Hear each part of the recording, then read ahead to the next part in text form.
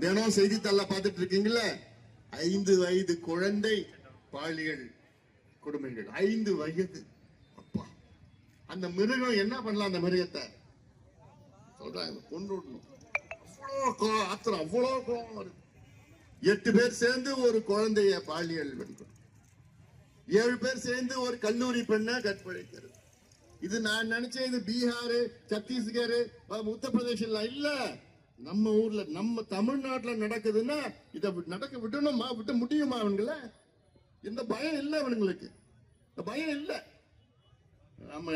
நான் மட்டும் ஆட்சியில இருந்தேன்னா அதெல்லாம் வேற மாதிரி பண்ணிடுவோம், வெட்டிடணும்.